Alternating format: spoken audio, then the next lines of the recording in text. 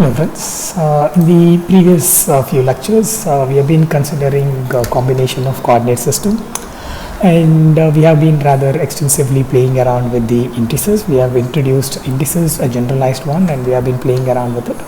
And towards the end of the last lecture we arrived at a parameter called Kronecker delta. It was a unique set kind of a parameter, and the value assumed by this parameter varied with the nature of the indices.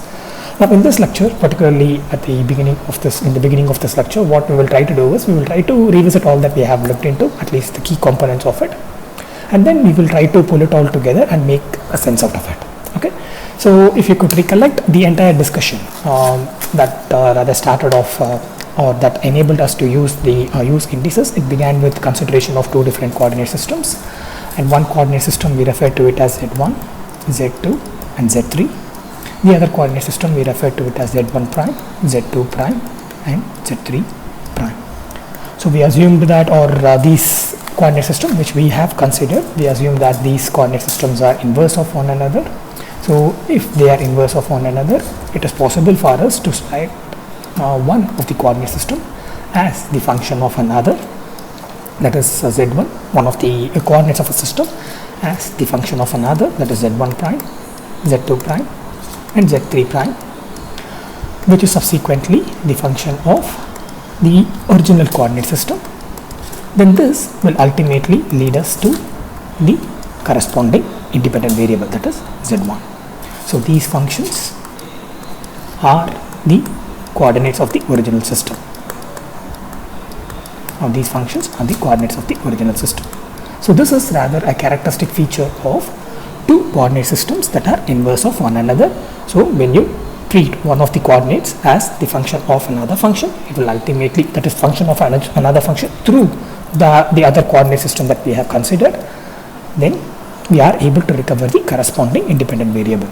Now when you start with the coordinate system of Z1, Z2 and Z3, each of these coordinates will render an expression of this sort.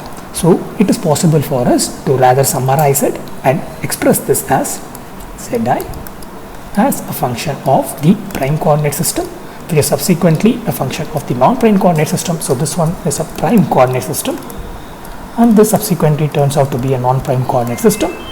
So when you consider one of the coordinates of the non-prime coordinate system as a function of the prime coordinate system and the prime coordinate system as a function of the non-prime coordinate system, then this will ultimately yield a corresponding independent variable. So this is something that we have extensively looked into. Now since these coordinate systems are within the bracket, the I index is missing. So ideally this represent Zi prime and this represent Zi, but since they are within the bracket, the I index is missing. Now these three, so this indicates this representation of this expression here. It comprises of three different expressions, and these three different expressions, they are encompassed with this I here.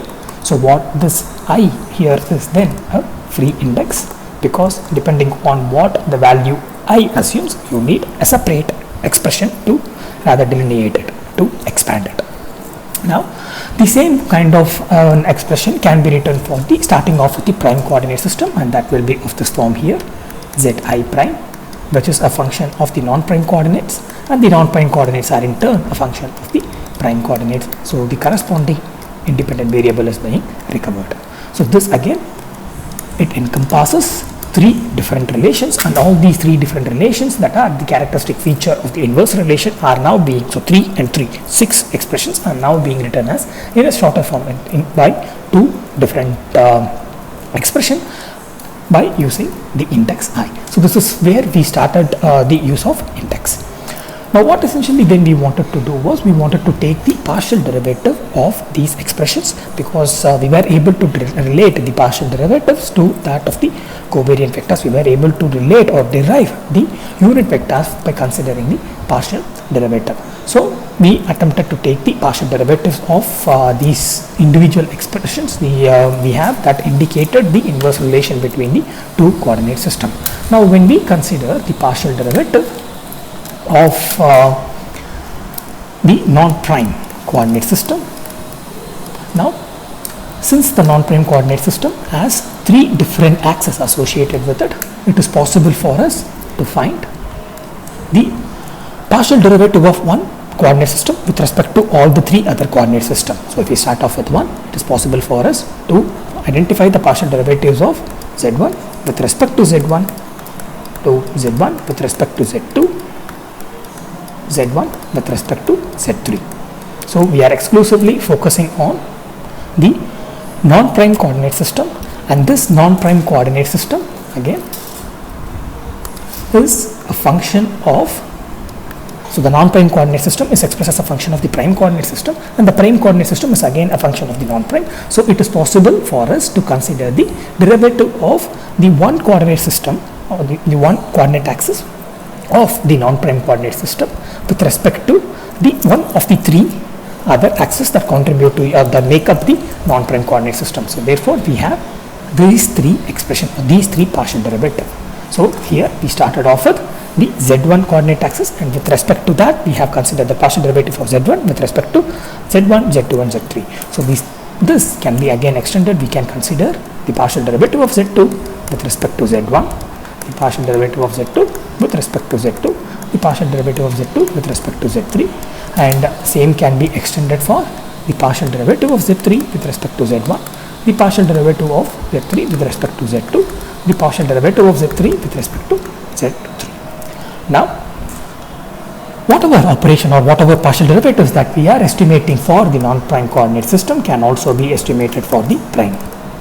So, the inverse relation or the characteristic inverse relation is being rather proven by the three distinct expressions or the these three distinct expressions, and these three distinct expressions using the index I can be written into one single relation, and this one single relation, it yields us 9 different partial derivatives, because we are taking the partial derivative of one of the coordinate systems with respect to, or one of the axes of the coordinate system with respect to all the rest. So since we are considering a 3-dimensional system, so we have 1, 2 and 3 dimensions, we are considering one axis with respect to all the other 3, so we end up having 9 different PDEs. So this is exclusively for the non-prime coordinate system, and now when you consider the prime coordinate system, it will also yield you 9 different PDEs. Now these 9 different PDEs, we saw that it can be expressed in a way, in a manner of this form, that is rho zi into zj. So what essentially we are doing is we are writing these 9 different PDEs as a single expression, and this single expression, it essentially yields, or this essentially we saw in our previous lecture, this essentially is equal to delta ij, and this delta ij is what we refer to as the Kronecker delta. Started off with the inverse relation between the two coordinate systems, and this inverse relationship between the two coordinate system, it enabled us to estimate 9 different PDEs, and from when we estimated these 9 different PDEs, these 9 different PDEs, they assume a definite values, and these definite values, they come from this original expression here. So that what I mean by they assume a definite value and they come from this expression here, what do I mean by it is, when my I is equal to j, the delta ij, which can also be written as delta ij, will be 1. If my I is not equal to, so when these both indices are not equal, then my delta ij, which can also be written as this manner, will be equal to 0. So what we have is the delta, the Kronecker delta, this particular parameter, it assumes a specific value, and this specific value comes from the inverse relationship between the two coordinate system, and when the I and j, so the specific value it assumes, it depends on the value assumed by I and j. When the I and j are of the same value, then the overall delta, the parameter, is equal to 1, and when they are not identical, the value assumed by the delta is 0. So again, this Kronecker delta, if you want to have a generalized description, the Kronecker delta is a parameter, and it assumes a specific value depending on its indices. So when you want to write a Kronecker delta, you cannot write it without the indices, and the value assumed by the Kronecker delta, it depends on the value assumed by its indices. So when the indices are of the identical values, then the value assumed by the Kronecker delta is 1. If it is not assumed, or if it is not identical, then the value assumed by the Kronecker delta is 0. Now, owing to this nature of this variables, owing to the nature of this particular nature of the parameter, that is the value assumed by this parameter is dependent on the value assumed by its indices, and since each of these indices have a physical significance, so meaning these indices can vary only between 1, 2 and 3. So far we have considered three-dimensional coordinate system, so the value assumed by the indices can vary only between, so it will rather sequentially vary between 1, 2 and 3. So it is possible for us to write this Kronecker delta in the form of a matrix 1, 0, 0, 0, 1, 0, 0, 0, 1, because in the case of Kronecker delta, this condition needs to be satisfied, both these conditions need to be satisfied, and when these conditions are satisfied, the Kronecker delta, it can be written as a matrix, an identity matrix, and therefore we have written it like this. But however, if you look closely, the Kronecker delta is not a matrix, it assumes a specific value, and this value, it depends on ij. Again, Kronecker delta is a parameter. It is not a matrix, it is a parameter. The value assumed by the parameter depends on its indices, and depending on what the nature of the indices, the value would vary. Given that, in case of this Kronecker delta, the value are assumed by the condition associated with the indices that defines the value of the Kronecker delta is rather straightforward, and again, since these indices have a significance that limits it to just 3 entities, we have been able to write it in the form of a matrix, and that matrix is a unit matrix. So now what we essentially then have is, we have rather a parameter that depends on the indices that can be written as in the form of a matrix. Now when you look closely, the nature or the value assumed by this Kronecker delta comes from this partial derivative here, and this partial derivative, even though it appears rather straightforward, this partial derivative, that is I and j, this partial derivative is of this form. It combines two different coordinates system, again in the Einstein's convention. So this Kronecker delta, even though we state that it assumes rather a simpler value of 1 and 0, this stems from this partial derivative here, this rather this combination of partial derivative or this chain rule that we impose, and ultimately, and again, this is an expression, it looks simplistic because we have introduced Einstein convention. If not, it will be of this form here. So the Kronecker delta, even though it appears to be rather a straightforward expression, it comes from this partial derivative that is expanded using a chain rule, and again, since we have used Einstein convention, it is of this form here. Now then essentially what the generalized version of the Kronecker delta will be of this form, that is sigma z1 partial derivative with respect to sigma z1, sigma z1 with respect to sigma z2, rather tau z1 with respect to tau z2, or dou z1 with respect to dou z1, the partial derivative of z1 with respect to 2, and the partial derivative of 1 with respect to 3, and here it will be the partial derivative of 2 with respect to 1, the partial derivative of 2 with respect to 2, the partial derivative of z2 with respect to z3, and finally the partial derivative of z3 with respect to z1, the partial derivative of z3 with respect to z2, and the partial derivative of z3 with respect to z3. So this is essentially what the matrix that ultimately translates to the matrix that rather indicates the Kronecker delta. So when you consider the actual Kronecker delta, from where we arrive at the Kronecker delta, when you consider the expression that ultimately leads to the Kronecker delta is this matrix here, and this matrix here, it rather is nothing, each of these terms in this matrix is rather, it is a partial derivative that can be expanded using the chain rule. So this matrix is what ultimately translates to the Kronecker delta because of rather the inverse relation that exists between the coordinate system within which we are taking the partial derivative. So this is what essentially translates to Kronecker delta, and this translation is possible because of the nature of the indices that we are considering. So each of these indices have a physical meaning attributed to it, and these physical meaning, and this attribution, they have some similarity or some relation amongst themselves, and therefore this leads to the Kronecker delta ij or ij, where I indicates, so in this case the I indicates, it talks about the row, and the j indicates or talks about or discusses or rather characterizes the column. So what essentially we have is, we have been talking about this Kronecker delta. The Kronecker delta, we have been treating it as a parameter, and so it appears or it can rightly be described as a parameter which assumes a value as between or the value as 1 or 0 depending on the nature of the indices. But when you look closely, the way we arrived at this Kronecker delta, it is not that straightforward. We are not just out of nowhere defined what a Kronecker delta is. There is a meaning associated with this Kronecker delta. We arrived at it by considering the partial derivative of the coordinates of different coordinate systems.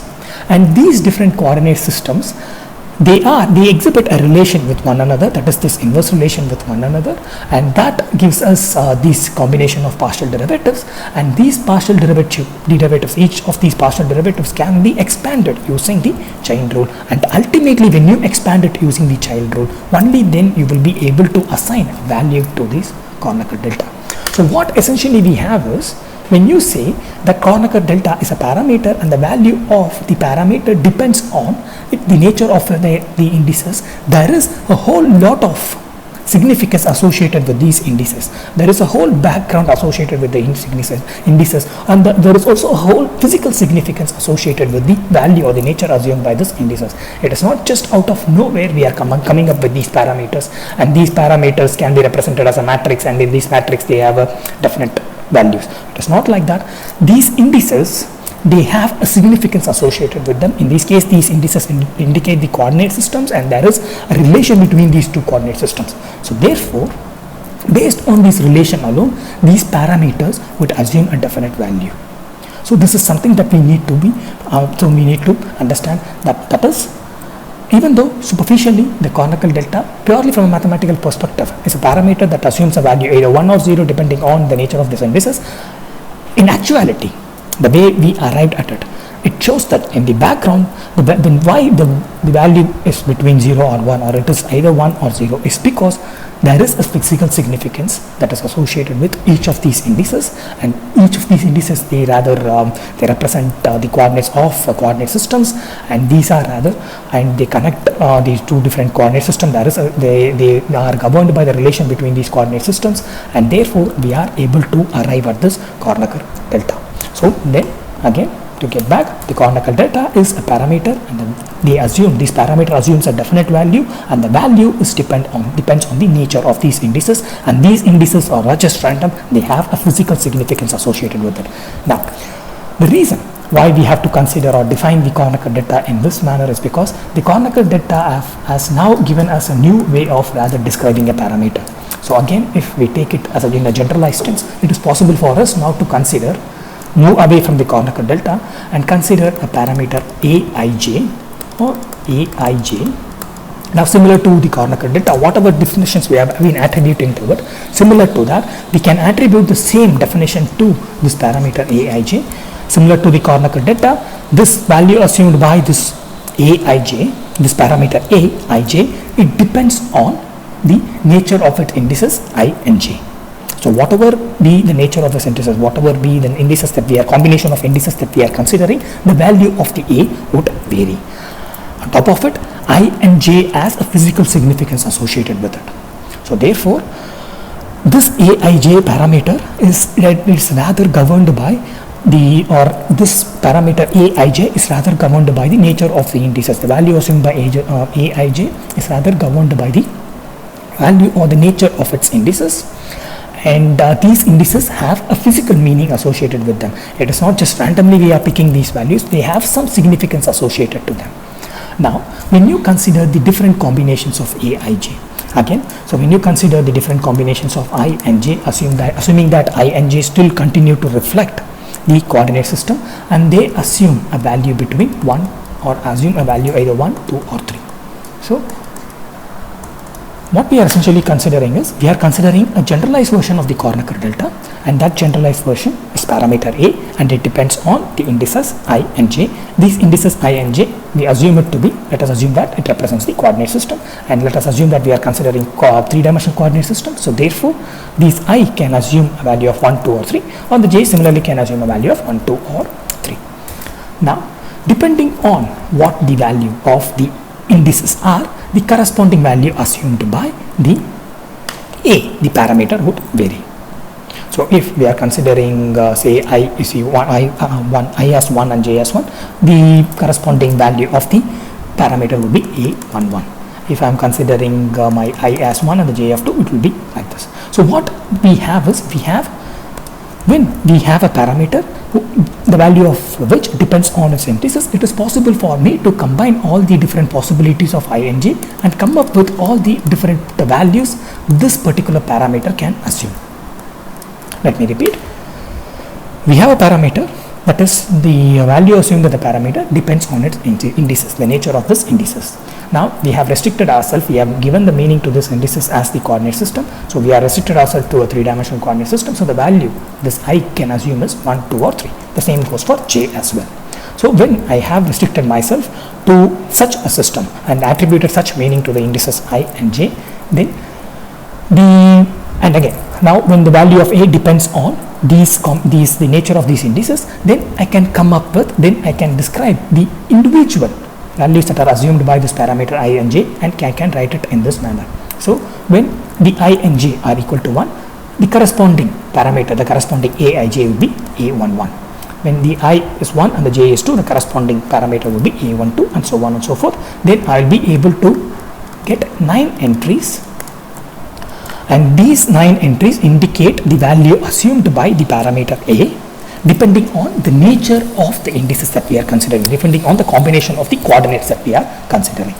And again, since even though A is a parameter, and that again we have to understand this as clearly as possible. Again, even though A is a parameter that depends on the indices I and j, and since we have restricted ourselves to the three-dimensional system and the I and j indicates the coordinate system, and the way we are writing it can be rather elegantly written in the form of a matrix, we adopt the matrix form to represent this parameter.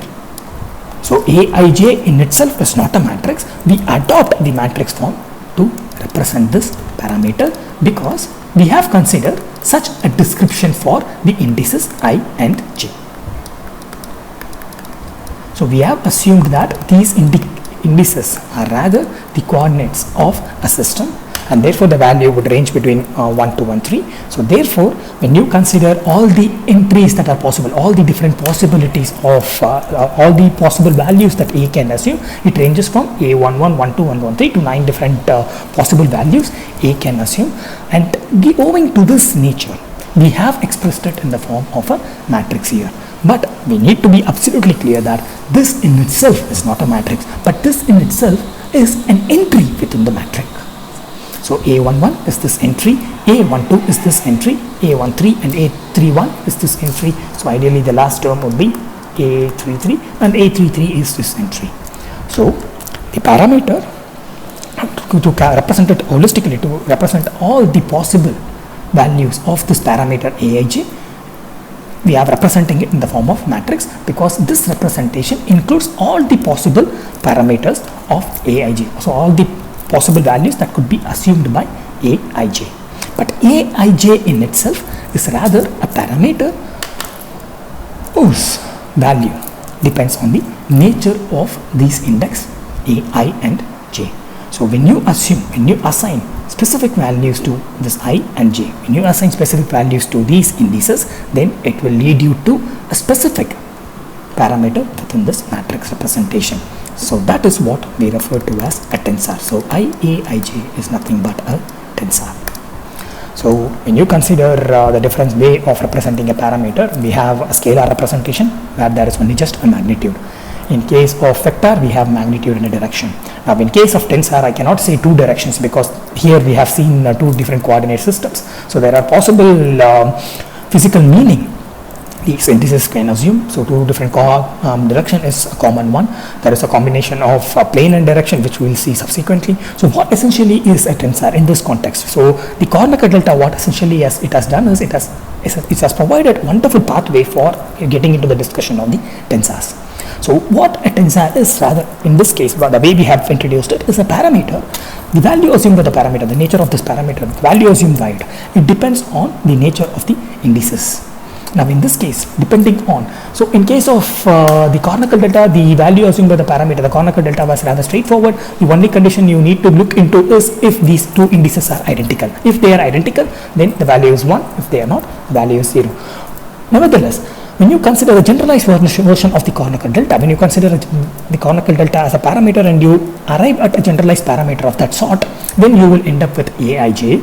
And this Aij, what essentially you have is an Aij is a parameter. The value assumed by the parameter now depends on the nature of its indices, and in this case we have restricted ourselves to the indices as, or we have treated the indices as the coordinate system, and therefore the value assumed by the indexes, it is restricted to 3, and therefore all the possible parameters or all the possible value this particular parameter can assume can be represented in the form of a matrix, and when you assign a specific value to I and j, it will indicate a specific entry within this matrix, and this is what we refer to as the tensor. So tensor, in this case Aij, which is represented as Aij, it depends on two indices, or it can also depend on more than two indices. In this case, it depends on the nature of the two indices, and depending on what the value of these indices are, you will be the corresponding value of the tensor would vary, and it can be located in this matrix. So please do not confuse yourself with this to be the matrix, but this is rather a tensor of a tensor A, and this is how we represent a tensor A. So what it means is this tensor A is a parameter, and the value assumed by the tensor A depends on its matrix, depends on the indices rather I and j, and since the I and j are rather assume a value that is handleable, we can handle these values. So this just 1, 2 and 3, we have written it down in the form of a matrix. Again, the matrix in itself is not a tensor, we have written it down in the form of a matrix, and now when we assign the values to I and j, we will be able to locate the corresponding value within the matrix. Okay, so this is what we refer to as the tensor. So tensor now it represents a parameter that is dependent on the indices. It's not just dependent on one index or the direction, but it depends on two indices. That just these two can be two different directions, or rather a combination of plane and a direction. Now one good example for us, or one rather familiar tensor that we have dealt, or that you might have dealt with, or at least we have dealt together, the most of you we together have dealt with one of this tensor in the context of the mechanical behavior of materials. So if you could really collect, of course you might not be able to, but if you impose rather a stress onto a material, now this stress, the magnitude of the stress, it would vary depending on the plane, and along this particular plane it would also vary along the direction. Supposing if let us consider a simplistic case of uniaxial tensile loading, when you impose such a mechanical condition onto a material, the stress experienced by this plane will be different from the stress experienced by the inclined plane. So the mechanical condition experienced by the material depends on the orientation of the plane. So the stress experienced by, say, the plane in the black will be different from the stress experienced by the plane in red. So this plane will experience a different stress when compared to the plane in black. Now this inclined plane, even within the inclined plane, even along the inclined plane, the stress experienced by or along the inclined plane in specific direction will be different from the other directions. So if you consider a sample, there are two different planes. The stress experienced by both these planes are different because one is rather inclined with respect to another, and the stress experienced by the inclined plane on the surface of the inclined plane is not uniform. Based on the direction, the stress experience would vary. So that means we need two indices to describe the stress that is experienced on this inclined plane. One is the inclination of the plane, how the plane is inclined, so that will assume the first index. So this first index talks about the inclination of the plane. The second index talks about the direction of the plane. So we have, when you want to rather express the stress on a plane that is rather inclined, then we need to also include, we need to consider the inclination of the plane, how much has it been inclined, and also what is, on which direction are we focusing on. So the stress that we impose, the way it acts within the material, it depends on two different parameters, the plane and the direction, and these two different parameters are rather expressed in the form of the, or it is rather included in the form of I and j, these indices. Now the I, again, it can represent the orientation in inclination. Again, this can be with respect to x, y and z axis, and in the same way the direction, it can be expressed with respect to x, y and z axis. Again, we are talking about the stress imposed on a material, and the way the stress is experienced by on a given plane, it varies with the inclination of the plane and the direction of it. So the inclination and the direction we are describing in terms of x, y and z, that is the coordinate system, the coordinates of the Cartesian coordinate system. And if we assign the number that x indicate x as 1, y as 2 and the z as 3, let me write it in more legibly, x as 1, the y as 2 and the z as 3. If you treat it as 1, 2 and 3, then the values of I and j would vary between 1, 2 and 3. So then what essentially this rather nomenclature would allow us to do is, would allow us rather to express the stress in the form of, so the stress is now a tensor because it varies with, or it, when you want to assign a magnitude to this stress, when you want to say this much stress is acting within the material, we need to be specific about which direction, on which plane it is acting. So on which plane it is acting, that is being taken care of by I, and in which direction, that is being taken care of by j. So one common example that we have already come across is the description of a stress that is acting on an inclined plane. So when you want to describe that stress, we need the inclination of the plane and the direction. The inclination of the plane is taken care of by the first index, and the direction within the plane is taken care of by the second index, and we have written it in such a way that the values that each of these indices can take is between 1, 2 or 3. So it can either take 1, 2 or 3. So these are the values that they can assume. Now depending on what is the value of this index, the nature and the amount of stress that is the plane experiences would vary. So nature depending on the amount, the indices, the nature of the indices, depending on what index we are considering, the amount of stress experienced along that plane in that direction would vary. So this stress, this stress tensor can be expressed in the form of a matrix like we have considered for the generalized case. It can be written as sigma 1, 1 and 2, 1, 3, sigma 2, 1, 2, 2, 2, 3 and sigma 3, 1, sigma 3, 2, sigma 3, 3. So this is rather, this representation, what it essentially does is, it includes all the possible combination, all possible stresses that a material would experience under the loading condition. So what this representation, the matrix representation, it includes is all the possible stress the plane would experience is what is being enclosed in this matrix.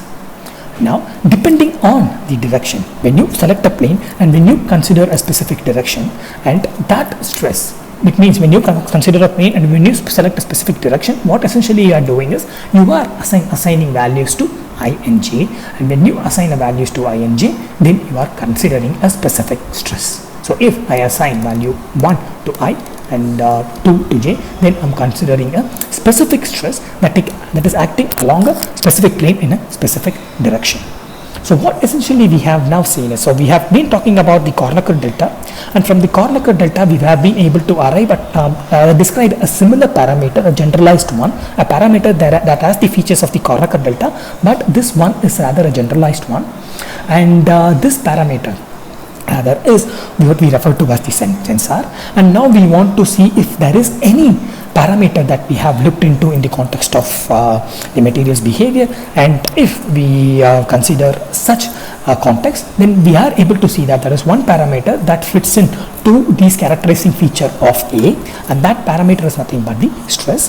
The reason we have considered, or it is possible for us to relate stress to the tensor, or we can refer to stress to this tensor, is primarily because similar to that of the general tensor that we have considered A, which depends on the index I and j. The stress is also, it depends on two different index I and j. One index it talks about the inclination of the plane, the other index it talks about the direction. And therefore, when we are considering the stress that is experienced by a plane and along a specific direction, in order to describe it, we need the combination of these two. And when you consider a simplistic, or when you consider a realistic case of 3 dimension, then there are 3 possible values that each of these index can assume, and owing to, since these index can assume these 3 specific value, and since we are rather sure about what possible values this index can assume, we can represent this tensor, this sigma, this stress in the form of a matrix. And when you assign specific values to I and j, then it will lead you to the corresponding components of the stress. So each of these are the components of the stresses, and when you assign values, it will lead to the corresponding components. But holistically, when we are talking about the stress experienced by within a material, and particularly when we focus on an inclined plane, then in that case the stress is a tensor. The reason we are calling it as a tensor is because it is a parameter. It is a parameter, and this parameter, it varies depending on the plane and the direction. So here in this case, the plane and direction are the different indices. So the value assumed by the stress, it varies with the indices. So again, the stress in this case is a tensor. So what essentially we have done is, we have started off with the Kronecker delta, understood what Kronecker delta as a parameter is. So there we have understood there is a significance associated with the indices, and from that, using the key features of the parameter, we developed, or we built up our own tensor A. And once we have built up our own tensor A, we related it to a parameter that we have looked into in the context of mechanical behavior, and we now are sure that the stress that is experienced by the material or within the material when you impose a mechanical condition like here the tensile loading is rather, it is a tensor because it varies with the plane and the direction. Okay. So this is what, in a general sense, a very generalized sense, what a tensor is, and in this context, this is how we distinguish the tensor representation of the stress with respect when compared to the other just scalar representation of the stress that we impose. So the stress that we impose externally, it is just a scalar, but when you consider the stress that is experienced by the material within it, and which is dependent on the angle of inclination of the plane and the direction, then in that case the stress can only be rather described in the form of a tensor, because it depends on 2 different indices, one rather describing the plane, the other describing the direction. Now, these indices, in addition to having a physical significance to it, so in this case the I talks about the plane and j the direction, and even when we consider the plane, what we essentially, if you look closely, what we are talking about is the normal to the plane, and that's the reason why all the diagonal elements, they form they contribute to the normal stress. So this is one way of how we are able to describe the inclination of the plane using x1, x, y and z.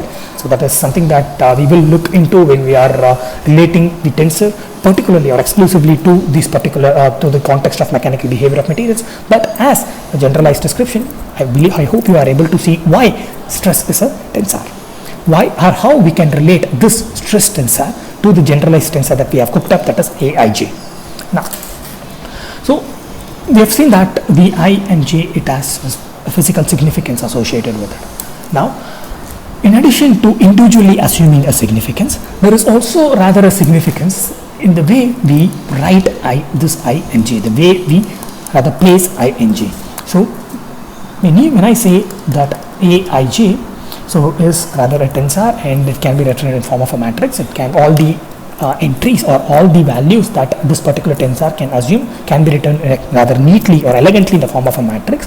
The order of I and j, they play a role, and if we reverse the order, the whole representation of the tensor assumes a new meaning.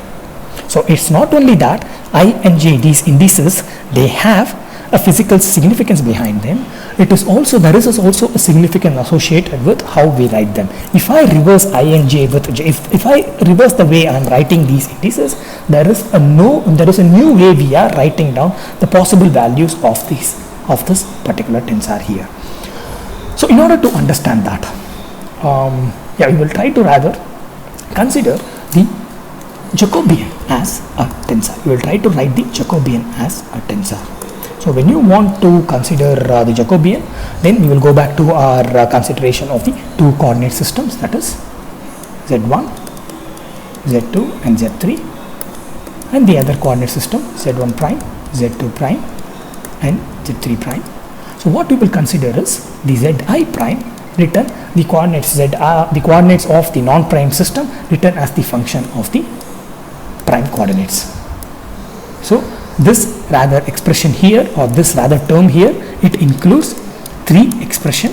What essentially we are doing is we are writing z1 as a function of the prime coordinates and z2 as the function of prime coordinates and z3 as a function of prime coordinates. So again, if we use this index, if we use this vector notation, it is possible for us to write all these three using a single expression here.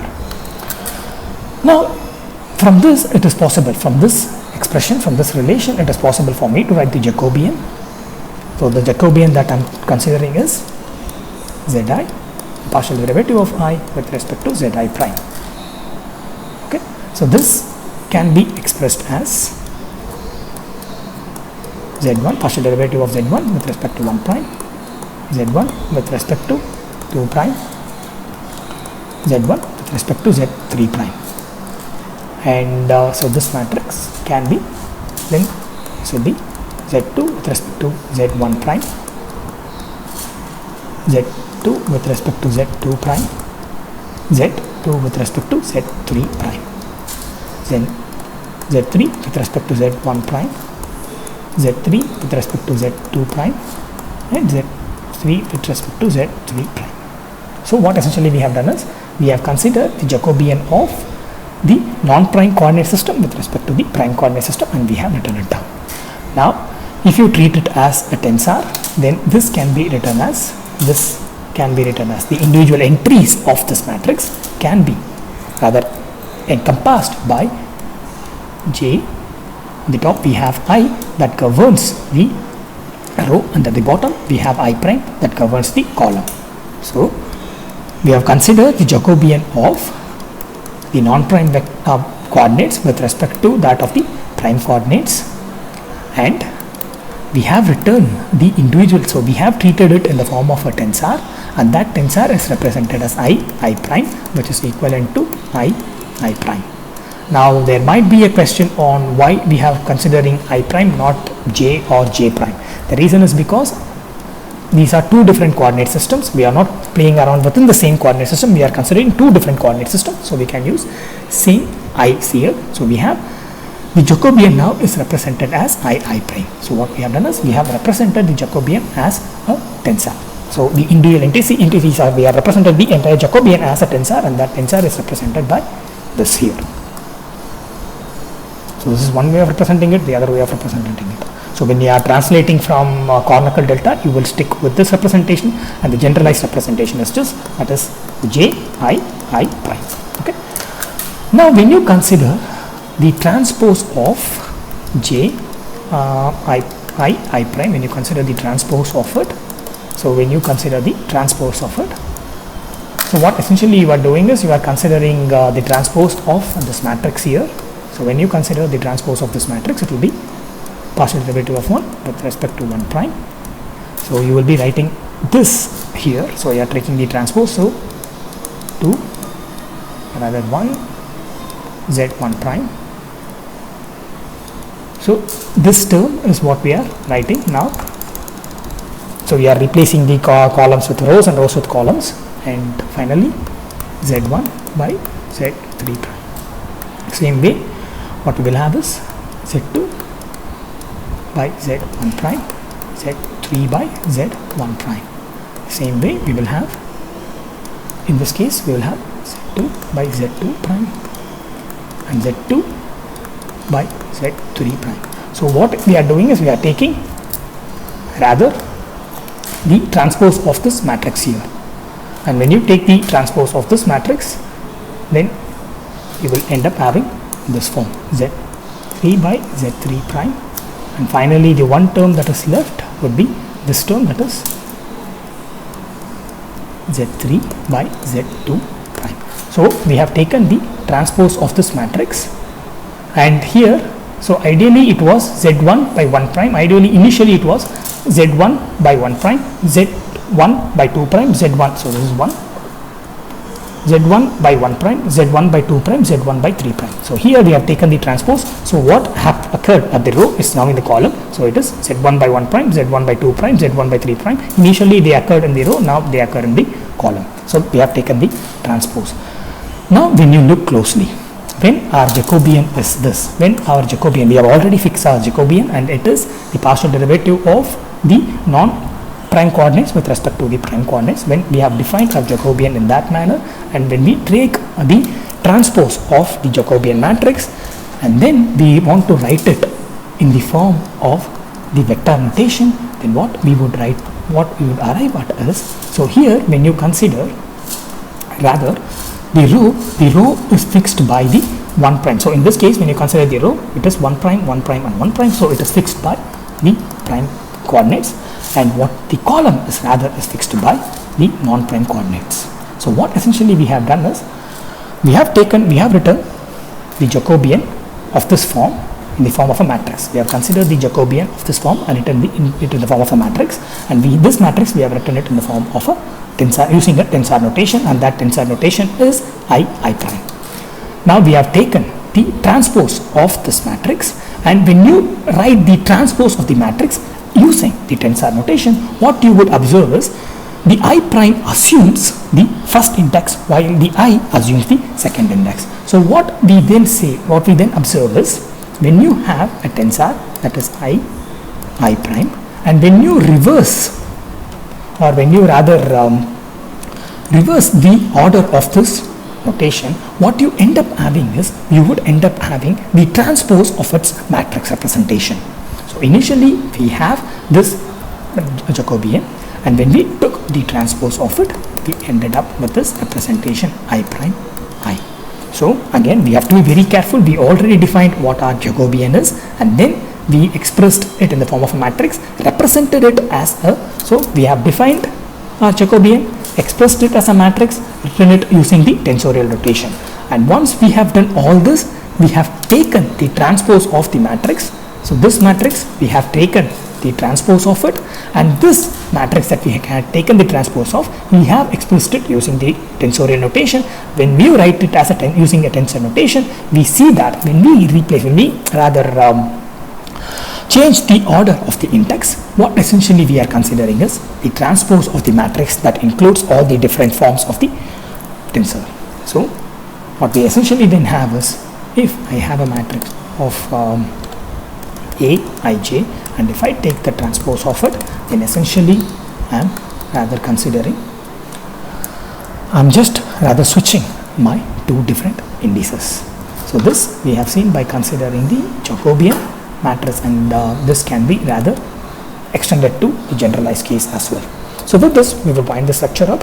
So what essentially we have seen is, we have seen based on or motivated by the Kronecker delta, we have described what a tensor is. When we say that a parameter it assumes a tensorial form, we have seen what it means, and we have seen how it varies with the indices, what is the physical significance that is attributed to these individual indices. And we have once we have gained a generalized understanding of what a tensor is based on our description of the Kronecker delta, then we looked into the stress that we have that we could consider while we are discussing the mechanical behavior of materials, and we have seen how the stress is a tensor. And finally, when we are representing the tensor, we have a specific order of these indices, or rather the specific way we write down these indices, and we have seen what happens when we reverse this, or when we switch these indices. So essentially, when you switch these indices, the matrix representation of it, what you are considering is, it becomes the transpose of it. With this, we will wind this lecture up. We will build on this in the subsequent lecture, and we will move away from all these purely theoretical or purely mathematical discussions to some relevant aspects on the material behavior. Goodbye.